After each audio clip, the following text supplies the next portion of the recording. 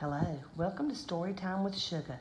Today we're reading Wilfrid Gordon McDonald Partridge.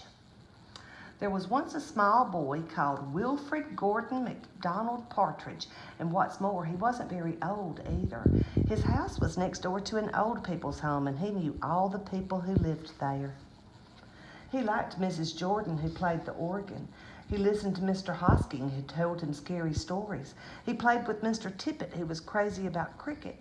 He ran errands for Miss Mitchell, who walked with a wooden stick. He admired Mr. Drysdale, who had a voice like a giant. But his favorite person of all was Miss Nancy Allison Delacourt Cooper, because she had 4 names just as he did.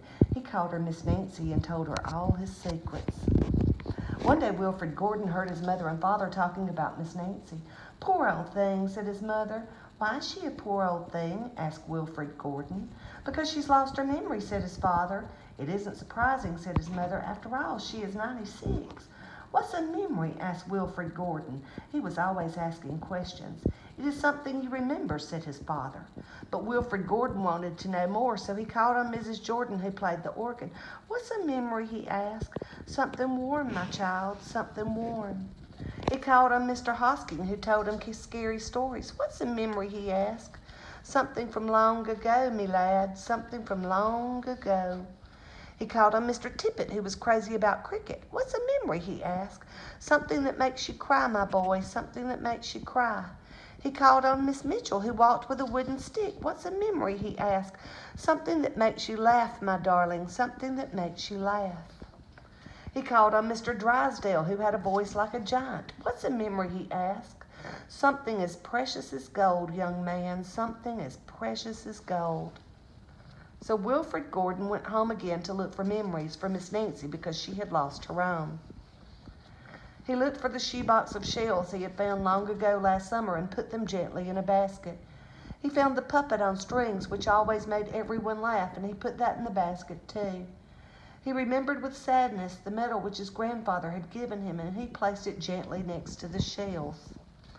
Next he found his football, which was as precious as gold, and last of all, on his way to Miss Nancy's, he went into the hen house and took a fresh warm egg from under a hen. Then Wilfrid Gordon called on Miss Nancy and gave her each thing one by one. "What a dear, strange child to bring me all these wonderful things," thought Miss Nancy. Then she started to remember. She held the warm egg and told Wilfrid Gordon about the tiny speckled blue egg she had once found in a bird's nest in her aunt's garden. She put a shell to her ear and remembered going to the beach by tram long ago and how hot she had felt in her button-up boots. She touched the medal and talked sadly of the big brother she had loved who had gone to the war and never returned. She smiled at the puppet on strings and remembered the one she had shown to her sister and how she had laughed with a mouthful of porridge.